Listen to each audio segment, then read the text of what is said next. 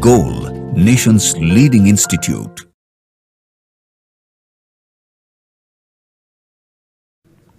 Hello students. So today I am going to discuss with you all solution of a spot test series 9 that was held on 21st of March. 21st of March. So physical chemistry solution. Let us see students. Question number 6 is related to thermodynamics. Now what is the question? What assertion is telling? Assertion reasoning type question. So you all should practice such questions, student. Temperature, pressure and volume are state variables or state function. Reason.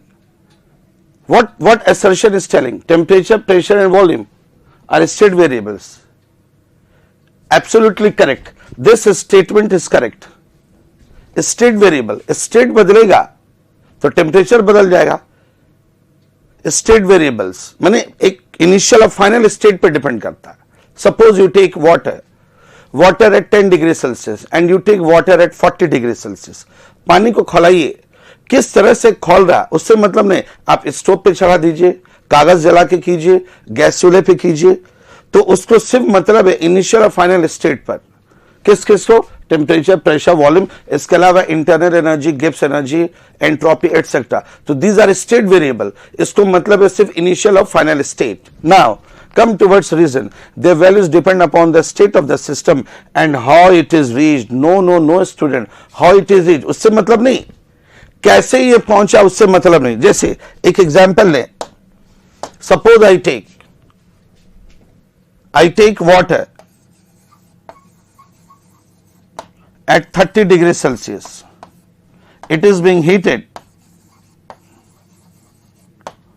to water at 80 degree celsius. Water 30 से water 80. किस mechanism से heating हुआ? There are so many ways. हम इस तरह से heat किए by path number 1, path number 2, path number 3, path number 3. कैसे हीटिंग हुआ उससे मतलब नहीं है. अगर हम डिफरेंस निकाले तो देखिए, try to understand. This is path number 1, way number 2, way number 3. Difference हमेशा कांस्टेंट रहेगा. इस रास्ते से चलिए तो डिफरेंस निकलेगा इस डायग्राम के मुताबिक 30 माइनस 80 50 डिग्री सेल्सियस. इस रास्ते से चलिए तब भी डिफरेंस निकलेगा 50 डिग्री सेल्सियस. इस रास्ते से चलिए तब भी डिफरेंस निकलेगा 50 degree celsius. So what I mean to say, initial और फाइनल स्टेट पे डिपेंड करता है, डिफरेंस पे डिपेंड करेगा. कैसे अचीवमेंट हुआ उससे मतलब नहीं. तो ये जो रीजन दिया हुआ, the values depend on the state of system, ये तो ठीक है. And how it is reached ये गलत है. कैसे रीचिंग हुआ उससे मतलब नहीं. This one. So just a moment. It depends upon the state of the system and how it is reached. And what assertion is telling? These are state variable. ये तो एकदम सही है. This statement is absolutely correct. कैसे पहुंचा उससे मतलब नहीं. इसलिए ये जो आप देख रहे reason is false, तो इसका आंसर हो जाएगा assertion is correct and reason is incorrect. So इसका answer will be 3. Third option is the answer. Third option is the answer, student. Okay.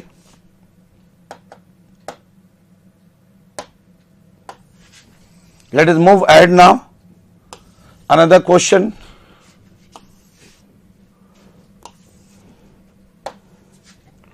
Let us go in another question, student. ये जो formula based question है, बिना pen छुए बना सकते हैं.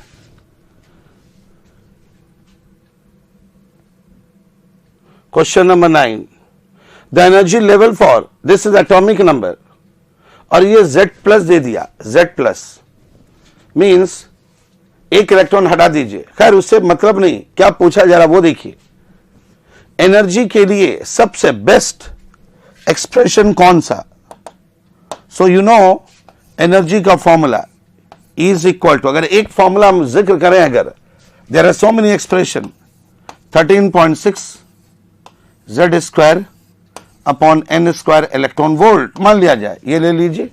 या in nutshell you can take is equal to minus k z square upon n square. Z is atomic number and n is a given orbit. तो क्वेश्चन में पूछा जा रहा है कि which of the following is correct, इसमें से कौन सा एक्सप्रेशन सही होगा, that we have to take. देख लीजिए, ये देखिए यहां पर दिया हुआ z स्क्वायर डिनोमिनेटर में, थोड़ा टेक्निक को समझिए. ये z है, ये z है, ये गलत है.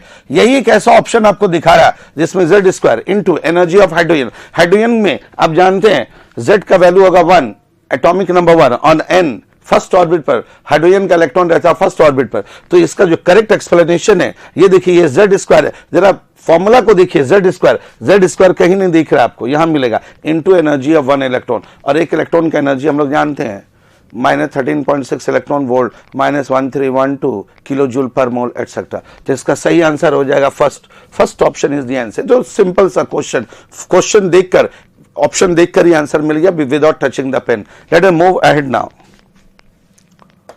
Let us see another question.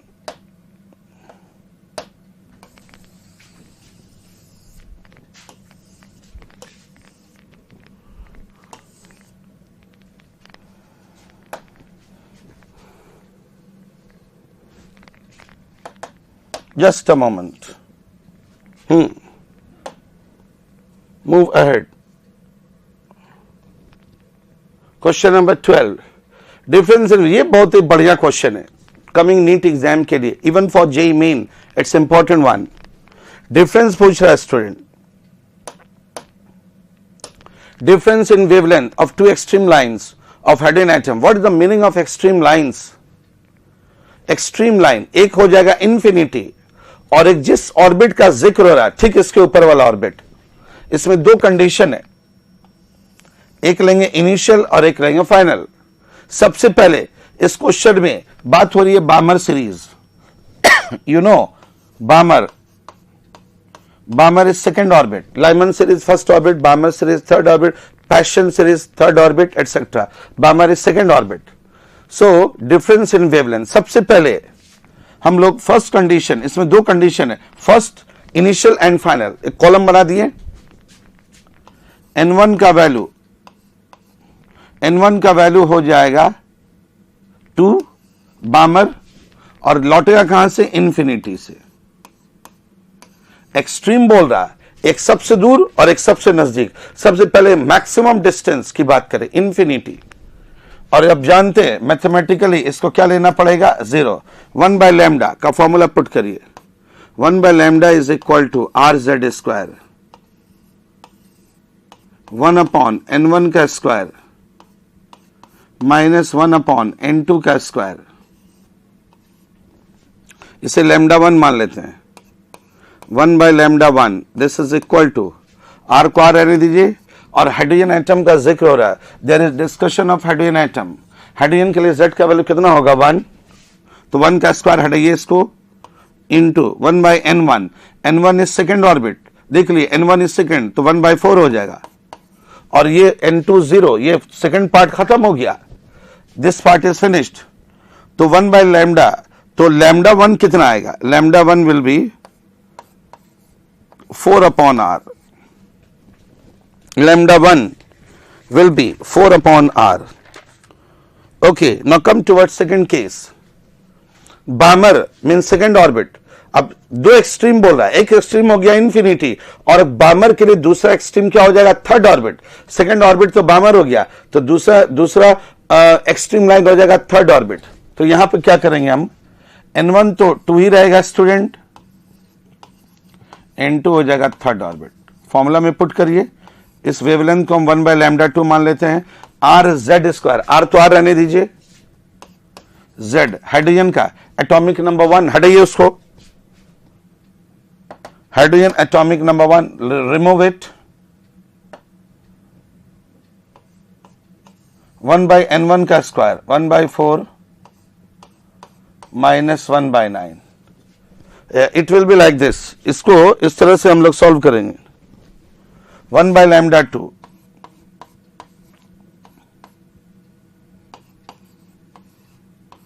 36 हो जाएगा LCM, 9 minus 4 1 by lambda 2 is equal to 5 r by 36. 5 r upon 36 student. तो lambda 2 will be 36 upon 5 r. lambda 2 कितना आया? 36 upon 5 r. अब डिफरेंस बोल रहा है, एक निकालें lambda 1 और एक निकला lambda 2, दोनों का डिफरेंस निकाल लीजिए। तो जब इसको सॉल्व करेंगे आप डिफरेंस, तो बड़ा कौन है पहले वो देख लीजिए। ये हुआ 4 और ये 5 7 30, तो lambda 2 बड़ा है, तो डिफरेंस के लिए lambda 2 माइनस lambda 1 कर दीजिए। तो जब इसको सॉल्व करेंगे, when you will calculate it, you will get the answer student, you will get the answer. It's not a difficult one. 3.2 upon r. इसको सॉल्व करिए, 3.2 by r सॉल्व कर लीजिए। lambda 1 का वैल्यू lambda 2 दिया हुआ है, बड़ा कौन है देख लीजिए। ये लगभग होगा 5 7 35, 7 point something और ये 4, तो lambda 2 माइनस lambda 1 करिए, 3.2 divided by r. Rest is calculation, you should do by yourself. So 12 का 4, fourth option is the correct answer. Fourth option is the, थोड़ा कैलकुलेटिव था लेकिन बहुत ही बढ़िया question for coming upcoming NEET examination. These are very very important question students.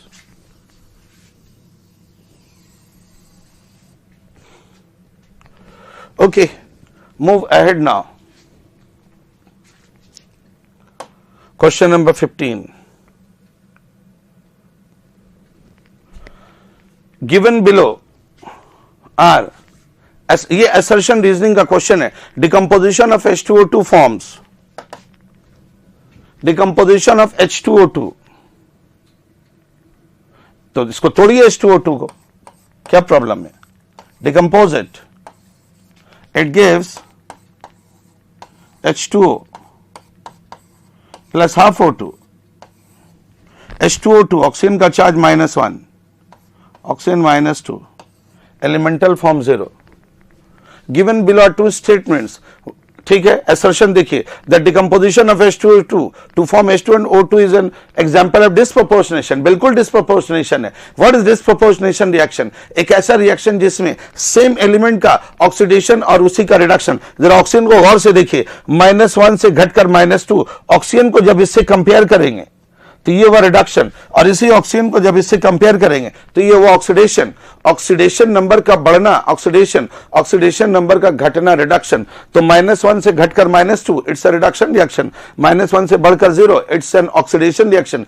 Oxygen का ही oxidation और oxygen का ही रिडक्शन, ऐसे रिडॉक्स रिएक्शन को बोलते हैं डिस्प्रोपोर्शनेशन रिएक्शन। तो ठीक है, ये तो ठीक लग रहा फर्स्ट स्टेटमेंट। अब आइए इसका explanation यानी reason, the oxygen of peroxide is in -1 oxidation state and it is converted to 0. ये भी सही लग रहा, देख ले peroxide है ये, -1 converted to 0, देखिए ये 0 में convert हुआ -2 में, तो इसका जो आंसर होगा both A and R are correct and R is the correct explanation of A. Assertion भी सही, reason भी सही, and both the statements are correct and interrelated to each other. Its option will be 4. Fourth option is the correct answer.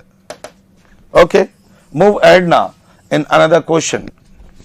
Let us go towards another question, student.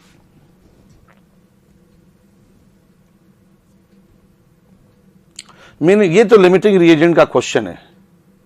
A question of limiting reagent, student. Question number 18. A question of limiting reagent. इसमें आपको calculate करना पड़ेगा. The minimum amount of, थोड़ा calculative है, it will take time. Minimum amount of oxygen consumed per gram of reactant for the reaction. हर एक reaction को देखना है। सबसे पहले रिएक्शन नंबर 1, ये इथेन, जरा गौर से देखिए, पूरा रिएक्शन हम नहीं लिखेंगे, I am going to write in brief. Oxygen check करिए, 7 ऑक्सीजन, ये 2 और 2 कट गया, 32 गुना 7/2, 32 इंटू 7/2। जब इसको कैलकुलेट करिएगा तो ये ऑक्सीजन, इसको सॉल्व करिए, 12 दूनी 24 और 6 30 gram, 30 gram calculated. So calculation is slightly You have to think about calculation.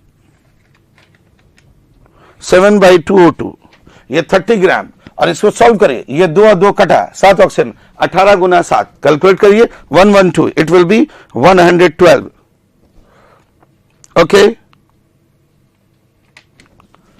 ये 112 ग्राम, तो 1 ग्राम में रेस्ट इज कैलकुलेशन 112 अपॉन 30, ये निकालिए. सेकंड में आइए, ऑप्शन 2 हम सभी को बता रहे हैं, ध्यान से सुनिए. आयरन का एटॉमिक वेट 56, 56 गुना 4, तो इसको मल्टीप्लाई कर लीजिए. 56 आयरन का एटॉमिक वेट, ये हो जाएगा 224. सेकंड ऑप्शन को देखिए, ये 224, 56 गुना 4, और ये रहा 96. तो आप कॉन्सेप्ट को समझिए. 56 gram of iron reacts with 16 gram oxygen, तो 1 ग्राम अगर लेंगे तो ये हो जाएगा 96 अपॉन 224. ऑप्शन थर्ड में आइए, ऑप्शन नंबर 3 स्टूडेंट. फास्फोरस का एटॉमिक वेट 31, 31 गुना 4, 124. 124 ग्राम फास्फोरस अगर है तो ऑक्सीजन 16 गुना 6, 96 ग्राम. तो 1 ग्राम में it will be 96 upon 124. 96 upon 124. Last option, option number 4, calcium का atomic weight 40, 2 calcium 80. 80 gram calcium react करेगा 32 ग्राम ऑक्सीजन से,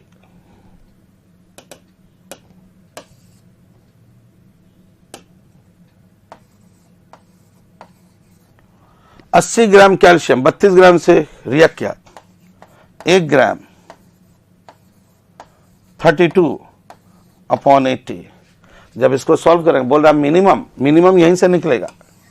minimum you will get from here. Rest is calculation, you do by yourself. बोला सबसे कम मास reactant का किस में use होगा, तो this is the answer, option number 4, 18/4. Okay, move ahead now in another question.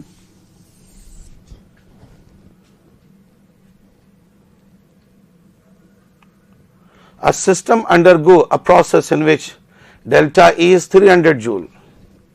Question number 21. A system undergo a process in which delta E is 300 joule while absorbing 400 joule of heat energy. तो सबसे पहले first law of thermodynamics का formula लिखिए. Write the formula, first law of thermodynamics.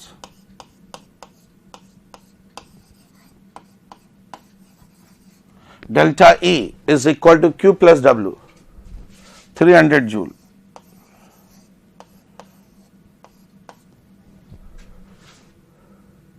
Heat energy 400.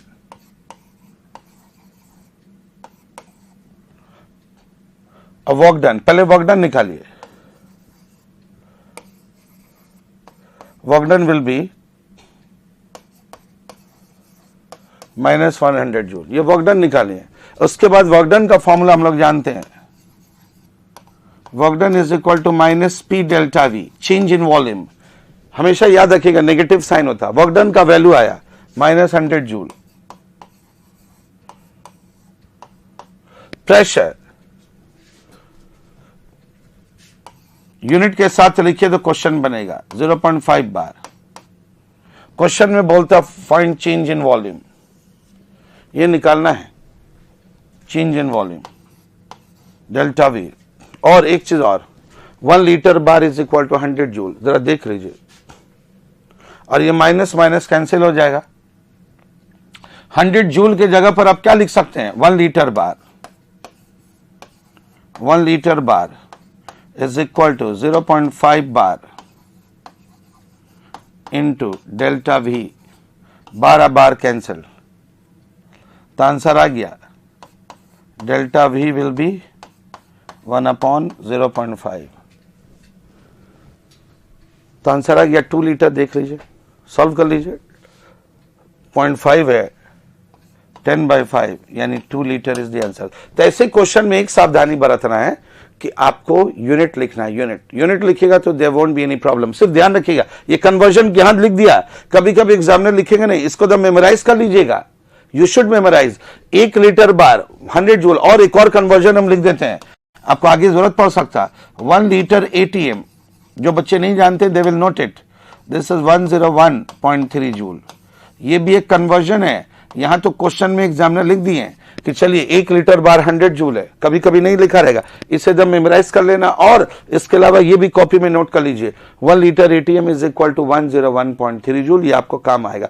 Thermodynamics का ये जो question है ये ऑलमोस्ट एवरी ईयर आता है स्टूडेंट, एवरी ईयर, लगभग हर साल आता है question. Is it, these are very important question. First law of thermodynamics का क्वेश्चन जरूर प्रैक्टिस करिएगा। आगे बढ़ते हैं,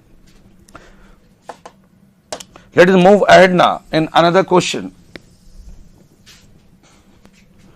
Question number 24.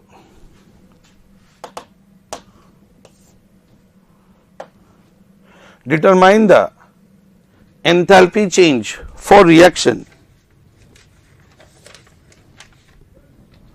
Determine the enthalpy change for reaction. Formula based question है, it's a formula based question. तो डेल्टा H का formula, enthalpy of combustion of reactant minus enthalpy of combustion of product. इस formula को लगाइए, सबका combustion दिया हुआ, देख लीजिए सबका कंबशन दिया हुआ। कंबशन, हाइड्रोजन का कंबशन -285.8 -890। तो ऐसे क्वेश्चन को बनाने के लिए एक टेक्निक खाली याद रखिएगा। देखिए ऑप्शन में बहुत गैप है, there are so many gap in the option student, gap बहुत ज्यादा। रिस्क आप क्या ले सकते हैं, आप क्या इसमें रिस्क लीजिएगा कि डेसिमल को हटा दीजिएगा और राउंड ऑफ फिगर में सॉल्व करिएगा। तो फॉर्मूला तो लगा दीजिए, कंबशन ऑफ रिएक्टेंट, ये क्वेश्चन दिया हुआ है, रिएक्शन ये है, तो delta H is equal to combustion of reactant, reaction, this is the reaction, इसको बैलेंस करना पड़ेगा आपको, you have to balance the equation.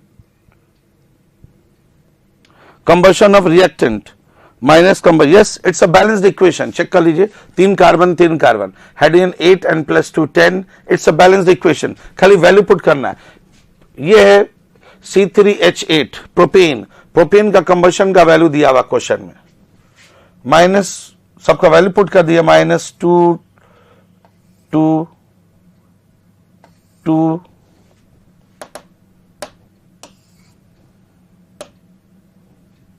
-222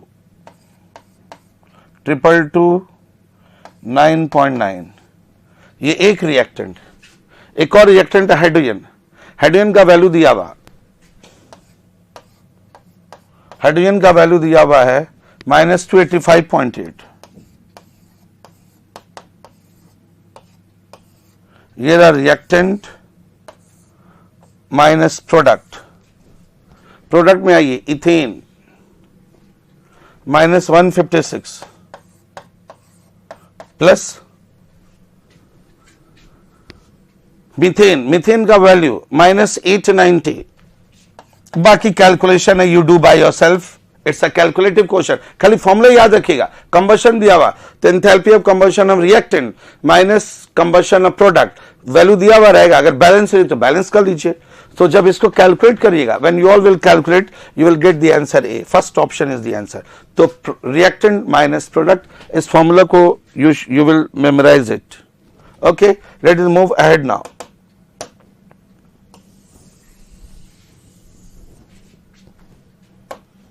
Go towards another question.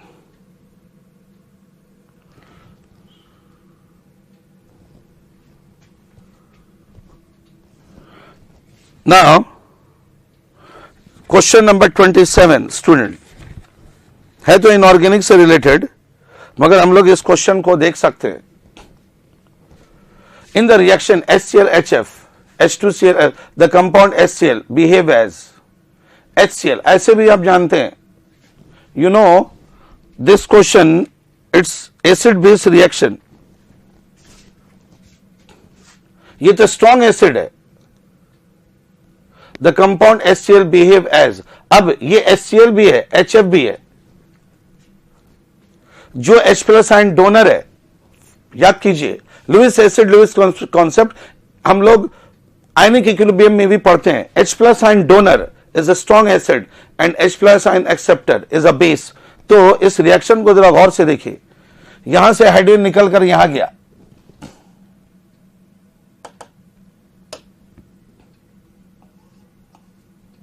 जरा रिएक्शन को समझिए। HF से H प्लस निकल के यहां गया, बचा क्या F माइनस, और ये कन्वर्ट हो गया H2 प्लस Cl माइनस में। The compound HCl behave as weak base, obviously अगर ये स्ट्रॉन्ग एसिड है तो ये वीक बेस हो जाएगा। तो ये आप लोग पढ़ते हैं ब्रॉन्स्टेड थ्योरी, ब्रॉन्स्टेड का कंसेप्ट है ये, ज्यादा डिफिकल्ट नहीं। Option number 4। Late us move ahead now, another question.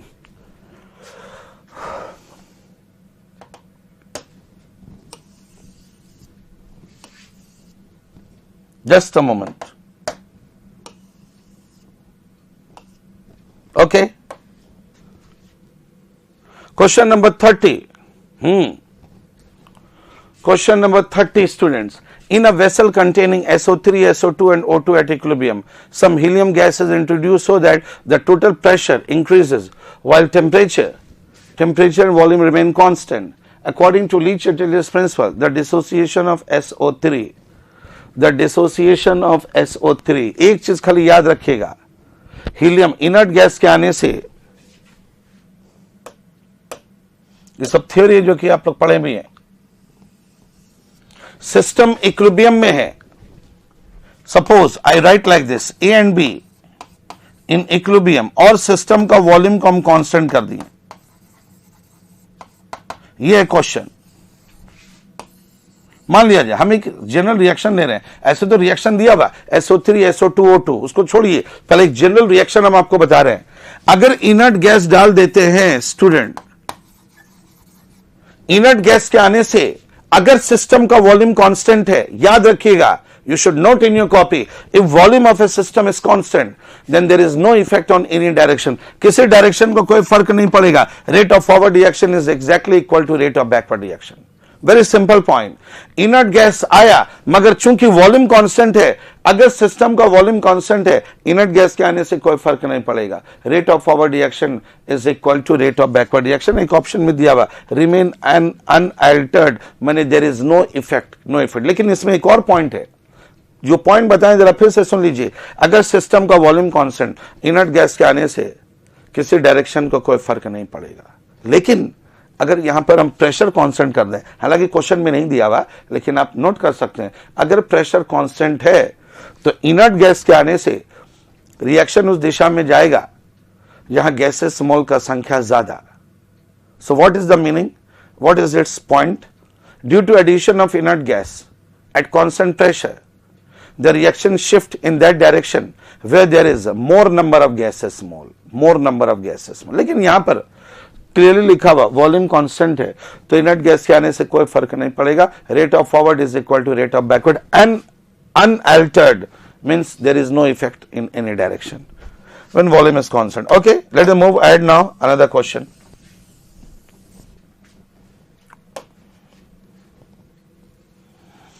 Question number 33 student, question number 33. Okay, what question is telling? Question number 33 says a solution contain this much gram of ammonium hydroxide। ये buffer basic mix buffer है, formula आप लोग जानते हैं, you know the formula, basic mix buffer POH is equal to PKB plus log base 10 salt by base।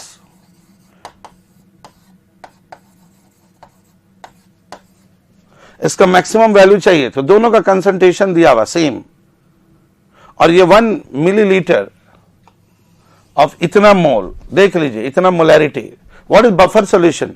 एक ऐसा solution जिसके pH में कोई बदलाव नहीं। कब? जब उसमें थोड़ा सा एसिड या बेस डाल दिए, there should not be any change in pH, that is the characteristic of buffer. सबका वैल्यू दिया हुआ है, 0.3 0.3 कट जाएगा।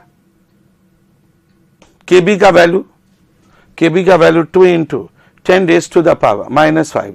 तो सो स्टूडेंट, ये बेसिक मिक्स बफर दोनों का कंसंट्रेशन सेम और log 1 का वैल्यू क्या होता है 0। pH is equal to pKb, pH is equal to pKb। Now तो आप ही बताइए, OH माइनस पूछ रहा, तो how we will get the value of OH minus? OH minus sign is equal to Kb हो जाएगा, सिंपल। OH minus sign is equal to Kb और Kb का value is given in the question, वो तो दिया हुआ है 2 इंटू 10 पर -5, यही हो जाएगा answer. Option 2 is the answer, 2 into 10 raise to the power -5, this is the answer. Tricky question था ये, इसमें थोड़ा ट्रिक लगाना था, मैथमेटिकल ट्रिक। ऐसा तो क्वेश्चन नीट में आता है, ध्यान रखिएगा। वो क्वेश्चन जो कॉन्सेप्ट बेस्ड है और जल्दी बन जाए, these are very patent question of NEET entrance examination.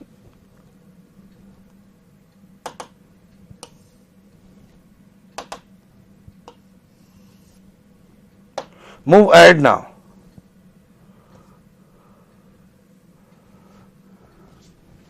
Question number 36. The slope of the line for the graph of Arrhenius equation. Student, Arrhenius equation का क्वेश्चन है ये। What you have to do? Formula direct लगाइए, slope का formula आप जान रहे, ये slope का फॉर्मूला को हर हाल में याद करके जाइएगा। Arrhenius equation, slope. You should memorize the formula. Slope is equal to minus EA upon 2.303 R. अब देखिए, ये तो ग्राफ दिया हुआ, कोई भी रिएक्शन हो, स्लोप इज क्लियरली गिवन -3000। ये नीट में कई बार आया। This a very very sensitive question for your coming NEET examination. Activation energy मांग रहा है और इसको राउंड ऑफ फिगर में 2.3 ले लीजिए।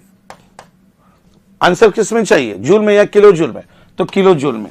आर का वैल्यू हम लोग जान रहे हैं 8.314 जूल पर केल्विन पर मोल। चूंकि आंसर चाहिए किलो जूल में, तो क्या करेंगे, 8.3 राउंड ऑफ फिगर में ले लीजिए। नीट में जब कैलकुलेशन करेंगे तो 8.314 को 8.3 ले लीजिए, 1000 से भाग कीजिए, तो ये बन जाएगा किलो जूल पर केल्विन पर मोल। ये रहा आर का वैल्यू, तो 8.3 अपॉन 1000। उसके बाद जब आप कैलकुलेशन करेंगे student, rest is calculation that you should do by yourself, answer आ जाएगा 2। सेकंड आंसर हम आपको बता दिए, देखिए किलो जूल में चाहिए तो 8.3 होता है जूल में, 1000 से डिवाइड कर दिए तो वो बन गया किलो जूल। ईए का वैल्यू दिया हुआ है, नेगेटिव नेगेटिव कटे, सॉरी स्लोप का वैल्यू दिया हुआ है, ईए निकालना है। When you will calculate you will get the answer, the answer will be the second one. Okay,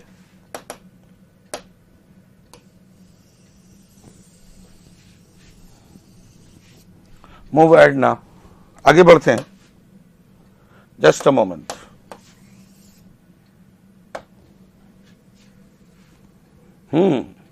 ये तो रॉल्स लॉ का क्वेश्चन है, it's a question of Rawls law student.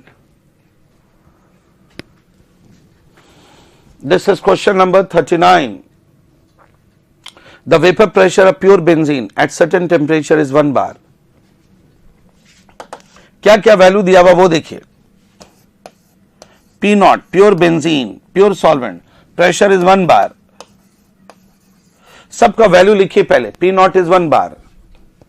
A non volatile non electrolyte solid weighing 1 ग्राम, तो number of mole of solute given mass 1 gram, molar mass x ले लीजिए, यही तो निकालना है। क्वेश्चन में ये बोला what is molar mass of solid, माने सॉल्यूट का मॉलिक्यूलर मास x मान लिए। Vapour pressure of solution PS दिया हुआ, पीएस P नॉट 1 बार, तो ऑब्वियसली पीएस घटेगा, ये घट कर कितना 0.95, 0.95। What is the molar mass of solid, formula लगाएंगे P not minus PS upon P not, ये फॉर्मूला है। number of mole of solute, ये Raoult's law for non-volatile solute upon number of mole of solute plus number of mole of solvent. अब देखिए सबका value put करिए. Number of mole of solute 1/x यहां भी आएगा, 1/x यहां भी आएगा, दो जगह पर आएगा. लेकिन हम आपको एक ऐसा टेक्निक बता रहे हैं, इस क्वेश्चन को अगर इस मेथड से बनाएंगे तो थोड़ा ज्यादा वक्त लगेगा. हम आपको एक ऐसा टेक्निक बता रहे हैं जो कि तुरंत बनेगा, एक शॉर्टकट टेक्निक. बहुत बच्चे इस फॉर्मूला को नहीं जानते हैं, आप समझ जाइए. इस फॉर्मूला को हम इसमें कन्वर्ट कर सकते हैं. ये एग्जैक्टली सेम है, ये अपने कॉपी में नोट कर लीजिएगा. इस फॉर्मूला को हम इसमें कन्वर्ट करें. देखिए न्यूमेरिकल के लिए हम यूज करेंगे P0 minus PS upon PS. This is equal to number of mole of solute. जो बच्चे नहीं जानते हैं इस फॉर्मूला को नोट कर लेंगे, ये आपको बहुत हेल्प करेगा. ये फॉर्मूला जब भी आप न्यूमेरिकल बनाते हैं,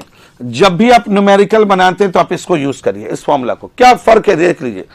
यहां पर P0 है, हम यहां PS कर दिए स्टूडेंट, और इससे एक फायदा होगा. P0 की जगह पर PS करने से एक फायदा, जब हम कंपेयर करेंगे सॉलिड प्लस सॉल्वेंट को, तो सॉलिड को हम इग्नोर कर देंगे. ये इसमें कन्वर्ट हो गया. दोनों फॉर्मूला एकदम सेम है, आप क्रॉस चेक कर लेंगे. इससे भी बनाएंगे, इससे भी बनाएंगे. इससे बनाना ज्यादा आसान है. P0 का वैल्यू दिया हुआ क्वेश्चन में 1 बार, PS दिया हुआ 0.95 upon 0.95, number of mole of solute 1/x, और नॉन वोलेटाइल सॉल्यूट ये तो हो गया 39 gram of benzene. Given mass, number of mole of solvent, given mass 39, molecular mass 78. इसको सॉल्व कर लीजिए. ये जो मेथड आपको बताए ना, ये बहुत इंपॉर्टेंट है आपके लिए. Option A is the answer. X निकालिए, ए आ जाएगा answer. First option is the answer. लेकिन हम आपको क्या बताएं, इस फॉर्मूला से ज्यादा आसान है इसको यूज करना है, इससे जल्दी कैलकुलेशन होगा. I hope you all are understanding. Let us move ahead now. आगे बढ़ते हैं इन अनदर क्वेश्चन.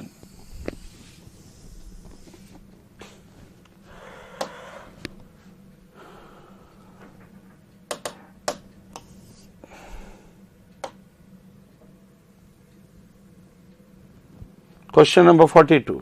ये नस्ट इक्वेशन का क्वेश्चन है student.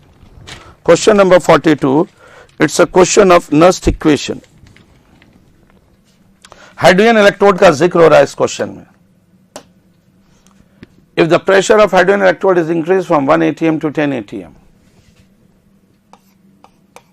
E is equal to E0 minus 0.059 upon N log base 10 Q. ये reaction question. If the pressure of hydrogen, ध्यान रखेंगे इस क्वेश्चन में फॉर्मूला बेस्ड क्वेश्चन है, ज्यादा डिफिकल्ट है नहीं. If the pressure of hydrogen gas is increase from 1 atm to 10 atm, keeping the hydrogen ion concentration constant eight 1 m, H plus ion. पहले तो रिएक्शन लिख लीजिए, रिडक्शन पोटेंशियल. तो रिएक्शन लिखिए 2H प्लस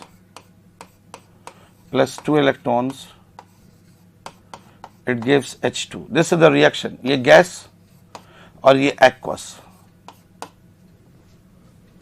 प्रेशर फाइनल कितना हो गया 10. Final pressure is 10 student. तो सबसे पहले QC निकालिए. Product partial pressure of hydrogen 10 देख लीजिए, और H plus ion concentration it is given 1 m. 1 put करिए.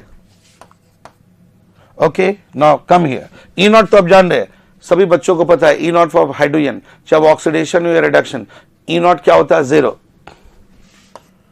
E is equal to 0.059 upon 2 log base 10. Q का वैल्यू 10/1, और log 10 to base 10 कितना होता है 1. इसको सॉल्व कर लीजिए. When you will solve it you will get the answer. This one third half हो जाएगा, minus 0.0295. Third option is the answer.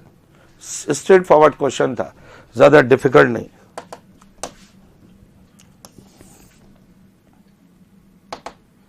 Just a moment. Move ahead now in another question student. ये तो बहुत easy है। During electrolysis of, बिना pen छुए बना सकते हैं।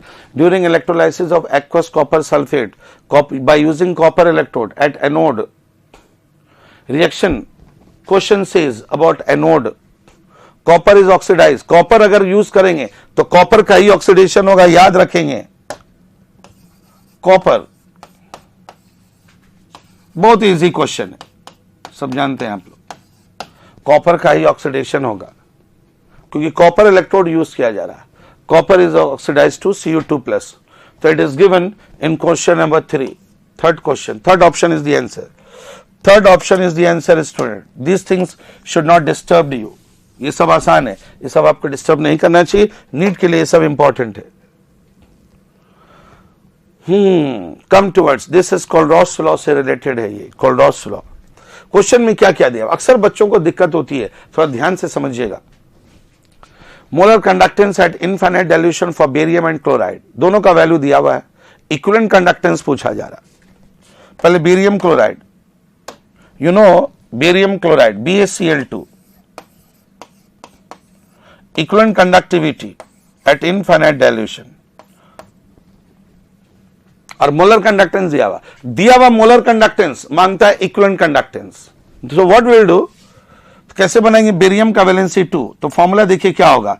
बेरियम का वैलेंसी 2 है तो 1/2 of molar conductance of barium plus barium का वैलेंसी 2 तो 1/2, और क्लोरीन का वैलेंसी 1 तो 1/1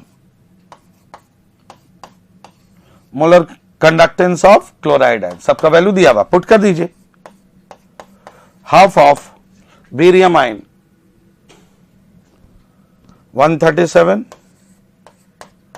और ये है 71। तो जब इसको सॉल्व करिएगा तो आंसर इसका 4 आएगा। 4 ऑप्शन इज द आंसर। तो दिया हुआ मोलर कंडक्टेंस मांगता है इक्विवेलेंट कंडक्टेंस, तो फॉर्मूला याद रखिएगा। बेरियम का वैलेंसी 2 है तो 1, अगर Al2O3 होता Al2O3 तो पहले हम लिखेंगे 1/3 ऑफ एल्युमिनियम, एल्युमिनियम का वैलेंसी 3 और 1/2 ऑफ ऑक्सीजन, ऑक्सीजन का वैल्यू दिया रहेगा। तो ये सब याद रखेंगे, सब कंफ्यूजिंग क्वेश्चन है, अक्सर बच्चे कंफ्यूज हो जाते हैं। You should not B confused. तो इसका आंसर क्या हो गया? 4 option is the answer. Fourth option is the answer. Come towards the last question.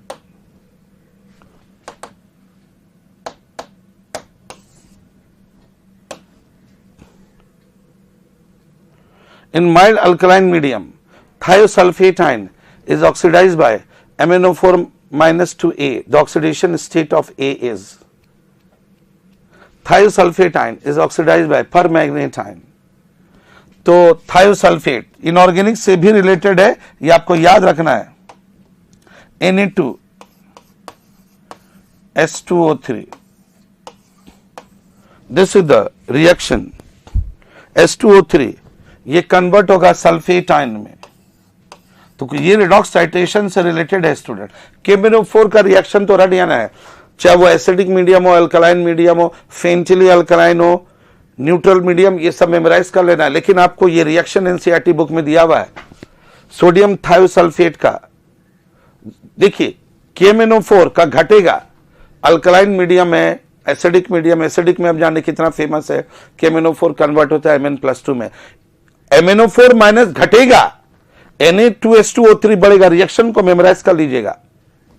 Sodium thiosulphate, thiosulphate अगर हम सोडियम को हटा दे तो थायोसल्फेट बन जाएगा। S2O3 हटा दीजिए, सोडियम नहीं दिया हुआ तो सिर्फ थायोसल्फेट का जिक्र हो तो इट विल बी -2, -2 से बढ़ ये चला जाएगा सल्फेट में।